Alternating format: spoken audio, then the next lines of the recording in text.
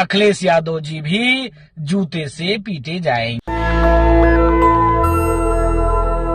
ये वीडियो सुना आपने, एक तरफ ये इस शख्स का नाम है राजू दास महंत और दूसरी तरफ अखिलेश यादव, यूपी के पूर्व मुख्यमंत्री हैं, समाजवादी पार्टी के राष्ट्रीय अध्यक्ष हैं।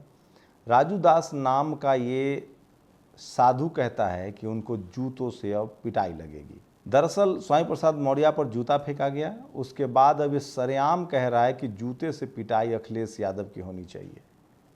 आप कल्पना कीजिए जब ये संविधान नहीं रहा होगा, आप कल्पना कीजिए जिनको मनुस्मृति में, जिनको धार्मिक व्यवस्था में शूद्र और अछूत कहा गया,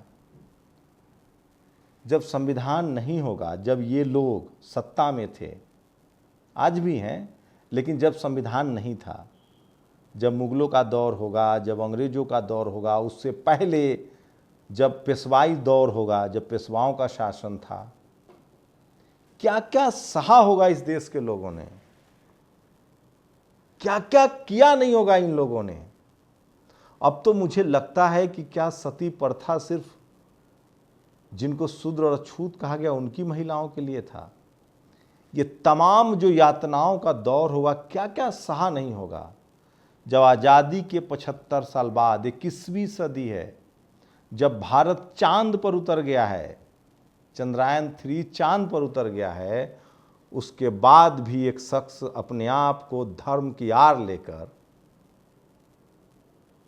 जूते मारने की धमकी दे रहा है उस शख्स को जो इस देश का बड़ा नेता है, जिसको सबसे शालीन नेता कहा जाता है, जिसने दुनिया भर के विश्वविद्यालयों से पढ़ाई की है, जो यूपी जैसे राज्य का मुख्यमंत्री रहा है, जिसके पास आज भी 110 विधायक हैं। आप कल्पना कीजिए कि उस दौर में इन लोगों ने क्या किया होगा, इनकी विचारधारा के लोगों ने, इनके जैसे लोगों ने। रोंगटे खड़े हो जाते हैं, शरीर सिहरने लगता है डर से। आप कल्पना कर सकते हैं। चलिए एक और आगे दिखाते हैं। ये भी कोई महाराज है, ये ब्राह्मण समाज का शख्स है, खुद को एक मंच पर एक ओबीसी कम्युनिटी के, जिसको नाई समाज के लोगों को कान पकड़कर उठक बैठक करवाता है और कहता है कि मैं बाभन हूं, तुम नाई हो, तुमसे मैं बहुत आगे हूं। हैं आप आगे, आप कर्मकांड फैला रहे हैं, ठग रहे हैं लोगों को। आप कल्पना कर सकते हैं मेहनत कश लोगों को, जो जातियां बनाई गई, उन जातियों के हिस्से में मेहनत आई, और जिसने जाति बनाई उसने अपने जाति के हिस्से में कर्मकांड रखा, सुख सुविधाएं रखी, पैसा रखा। और आज भी सोचिए, जब संविधान है, जब लोग पढ़े लिखे हैं, हर जाति के लोग एसपी, डीएम, कलेक्टर हैं, हर जाति के लोग मुख्यमंत्री बन गए हैं, प्रधानमंत्री बन गए हैं, उसके बाद भी धर्म के नाम पर, कर्मकांड के नाम पर, और वो भी सोशल मीडिया के दौर में। सोचिए, आप कल्पना कीजिए ये भी कि अगर टीवी अखबार में तो दिखता नहीं, अगर ये ट्विटर, फेसबुक, यूट्यूब नहीं आता, तो क्या आप इन लोगों की करतूत जान पाते? आपको समझ में आता? मैं फिर कह रहा हूं, बहुजनों का सबसे बड़ा हथियार है सोशल मीडिया। अब सोचिए कि क्या, मतलब आप सिर्फ फ्लैशबैक में जाके देखिए, और जब ये कैमरे पर ये लोग किसी को जूता मारने का, किसी को कान पकड़ के उठक बैठक की बात करा रहे हैं, तो आप कल्पना कीजिए कि इनके मन में क्या चलता होगा। और जब ये अपने ही समाज के लोग के बीच बैठते होंगे तो क्या बातें करते होंगे। एक जो और साधु है, जो हिंदू एकजुटता की बात करता है, उसके बैठक में कहा जा रहा था कि रिजर्वेशन वाले लोगों की वजह से रेल दुर्घटनाएं हो रही है, पुल टूट रहे हैं। जबकि सच्चाई है कि जितनी सरकारी कंपनियां थी जिसमें रिजर्वेशन लागू हुआ, उन सब ने तरक्की की, क्योंकि मेहनत कश लोग वहां जाके भी मेहनत करते हैं। आप कल्पना कर सकते हैं, आप सोच सकते हैं। आप सोचिए कि अगर इनके हाथ में सत्ता आ जाए, मतलब इनको व्यक्तिगत रूप से ये सीएम बन जाए, मुख्यमंत्री बन जाए, तो क्या होगा। यही हो रहा है। आरएसएस की जो विचारधारा है यही विचारधारा है। ये हिंदू कहकर आपको ठगा जा रहा है। 1918 के आसपास हिंदू शब्द आया है, वो भी तब जब अंग्रेजों ने तय किया था कि हम वोटिंग राइट शुरू करेंगे, चुनाव की प्रक्रिया शुरू हो गई थी।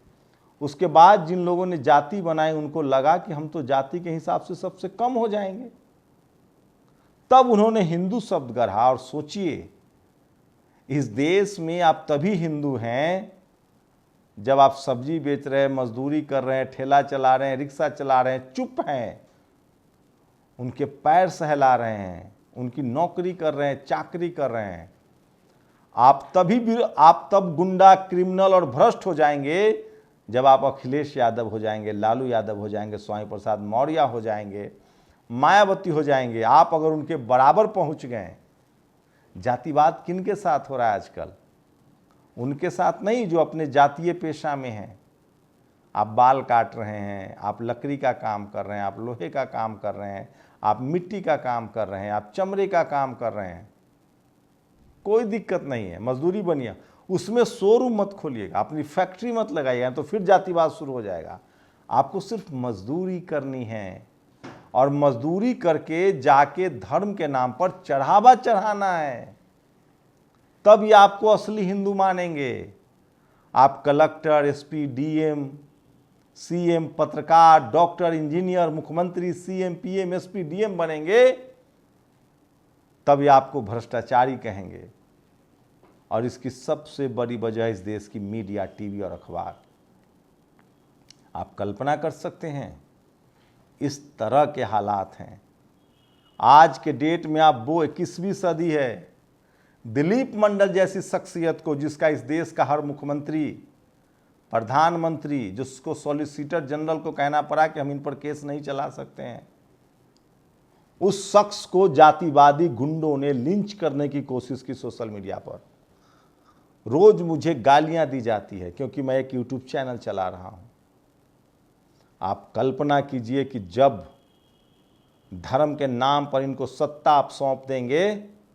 आज तो वोट है, वोट का डर है। आप सोचिए, ये महाराज 7 बार माफी मांग चुका है। जैसी सोशल मीडिया पर वायरल हुआ, उसके बाद ये जो कल तक नाई नाई कह रहा था, आज माफी मांग रहा है। लेकिन मैं फिर कह रहा हूं, ये माफी सिर्फ जेल जाने से बचने के लिए है। इनके आत्मा में परिवर्तन नहीं है, इनके विचार में परिवर्तन नहीं है। ये लोग घोर मतलबी इंसान हैं। ये जेल जाने से बचने के लिए माफी मांग रहे हैं। ये भी इनका एक तरह का अपराध है। क्या इस तरह के ऑफेंस वाले को माफ किया जा सकता है?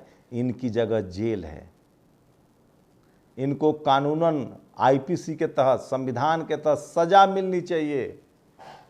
लेकिन आप लोग सोचिए, जब आपके मुख्यमंत्री को गाली दी जाती हो, लालू यादव जी, मायावती जी, अखिलेश यादव, हेमंत सोरेन, शिबू सोरेन, स्टालिन, करुणानिधि, ये सब मुख्यमंत्री रहे हैं।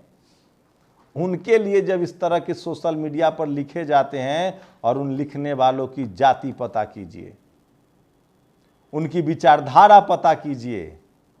आप बने रहिए हिंदू, सिर्फ चढ़ावा चढ़ाना है। लेकिन जैसे ही आप सत्ता में भागीदारी मांगेंगे, college, university, media, judiciary, bureaucracy, business में भागीदारी मांगेंगे, तब आपको ये भ्रष्टाचारी और आपकी जाति याद दिलाएंगे। जाति बनाई गई थी मजदूरी के लिए, सेवा के लिए। बाबा साहब ने जाति तोड़कर, जाति को खत्म करके आपको SC, ST, OBC का दर्जा दिया, संवैधानिक अधिकार दिया। और उसी अधिकार की वजह से आप कलेक्टर, SP, CM, PM बन रहे हैं, डॉक्टर, इंजीनियर बन रहे हैं, पढ़ाई लिखाई कर रहे हैं। तो इन मनुवादियों के पेट में दर्द हो रहा है। आप लोग को तय करना है। दुनिया में ऐसा कहीं नहीं होता है कि अपने ही धर्म के लोगों को नीच समझे। बताइए, ये सनातन नहीं है, ये मनुवाद है। ठीक कहते हैं हम लोग। ये जो हिंदू कह रहे हैं आपको, हिंदू एक कम्युनिटी है, धर्म नहीं है। सुप्रीम कोर्ट का भी जजमेंट है। आप सोचिए, अखिलेश यादव को कहा जा रहा है कि जूते मारेंगे। हजारों लोगों के बीच में कान पकड़कर उठक बैठक कराया जा रहा है। और ये तो सोच लीजिए, तो बाबा लोग हैं। इस देश के चपरासी से लेकर चीफ जस्टिस तक जाति के हिसाब से सारे फैसले होते हैं, जाति के हिसाब से अच्छा बुरा तय होता है। भारत में धर्म की लड़ाई बहुत नई है साहब, बहुत नई है। जो लोग आज मुसलमानों पर अत्याचार करते हैं, जो लोग आज मुसलमानों के खिलाफ बोल रहे हैं, कल तक उनके बेटी रोटी के संबंध थे मुगलों से, आज भी है। लेकिन कभी भी इस देश के शूद्रों और अछूतों के साथ उनका कोई संबंध नहीं रहा, कोई रिश्ता नहीं रहा। उन्होंने कभी बराबरी के लायक नहीं समझा। भारत में बीमारी का नाम जाति है, धर्म नहीं है। ये तो नया नया बीमारी है, सोचिए। मैं इसीलिए कह रहा हूं कि बहुजन समाज को समझना पड़ेगा, इस देश के किसानों को समझना पड़ेगा, SC ST OBC को समझना पड़ेगा कि ये धर्म नहीं है, ये राजनीति है, विशुद्ध रूप से राजनीति है।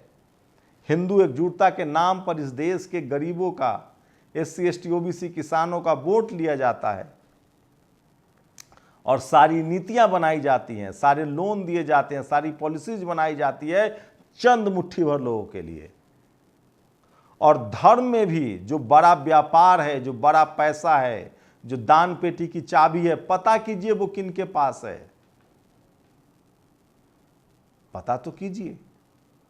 आपको सिर्फ वोट देना है, दक्षिणा देना है और मजदूरी करना है, और वो भी रोज अपने सम्मानों को कुचलकर, अपने सम्मानों की तिलांजलि देकर, अपने सम्मानों को भूलकर। आप पूछिए इस देश में, मैं दावा करता हूं, इस देश का SC ST OBC और किसान जाति का ISO IPSO, कलेक्टर और SP DMO कलेजे पर हाथ रख के कहे कि वो सम्मान के साथ नौकरी करता है तो मैं पत्रकारिता छोड़ दूंगा। DGP हो जाइए आप, राष्ट्रपति हो जाइए, प्रधानमंत्री हो जाइए, मुख्यमंत्री बन जाइए, जाति आपकी पीछा नहीं छोड़ती है, आप पर ठप्पा लगा दिया जाता है। कल तक जो लोग कह रहे थे कि आरक्षण से मेरिट खराब होता है, इकोनॉमिक वीकर सेक्शन के आरक्षण से मेरिट खराब नहीं होता है। इसका मतलब उनको आरक्षण से प्रॉब्लम नहीं थी, उनको SC ST OBC माइनॉरिटी के आरक्षण से प्रॉब्लम थी। तो ये सोचिए आप और देखिए कि इन लोगों पर कोई कार्रवाई नहीं होगी। मैं लिख के दे रहा हूं क्योंकि हालात ऐसे हैं, समय ऐसा है, लेकिन बाबा साहब का संविधान है, वोट का अधिकार है। देर सवेर ऐसे लोग सलाखों के पीछे होंगे जो संविधान नहीं मानते हैं, जो धर्म के नाम पर उन्माद फैला रहे हैं, जो जातिवाद को बनाए रखना चाहते हैं। मैं बार बार कह रहा हूँ 21वीं सदी डॉक्टर अंबेडकर की सदी होगी और ऐसे लोग देर सवेर इतिहास के गर्त में धकेल दिए जाएंगे, क्योंकि दुनिया भर में जिन लोगों ने अन्याय किया है, अत्याचार किया है, उनके सारे हिसाब किताब की बराबरी हुई है। आप लोग सोचिएगा कि आप अपने ही धर्म में पुजारी नहीं बन सकते, दान पेटी की चाबी नहीं हो दी सकती है, और यहाँ तक कि आपको वोट नहीं दिया जाता है। अखिलेश यादव भी हिंदू हैं, लालू यादव भी हिंदू हैं, क्या इनको लोग वोट देते हैं? कौन लोग इनको वोट देते हैं और कौन लोग इनके खिलाफ हैं? आप सिर्फ वोट के लिए हिंदू हैं, आप सिर्फ मजदूरी करने के लिए हिंदू हैं, आप दंगों में इस्तेमाल होने के लिए हिंदू हैं, लेकिन जैसे ही आप अपने अधिकार खोजेंगे, सम्मान खोजेंगे, आपकी जाति आ जाएगी, आपकी जाति याद दिलाएगी। आप समझिए या नहीं समझिए, ये आपकी मर्जी है। हमारी कोशिश है कि आपको आगाह करते रहा जाए। शुक्रिया। नेशनल दस्तक की आपसे गुजारिश है कि अगर इसको बचाना चाहते हैं तो नेशनल दस्तक को सब्सक्राइब करने के लिए रेड कलर के सब्सक्राइब बटन को दबाएं, फिर बेल आइकन की घंटी दबाएं। नेशनल दस्तक को बचाने के लिए बहुत जरूरी है कि हर खबर को शेयर करें, लाइक करें, कमेंट जरूर करें।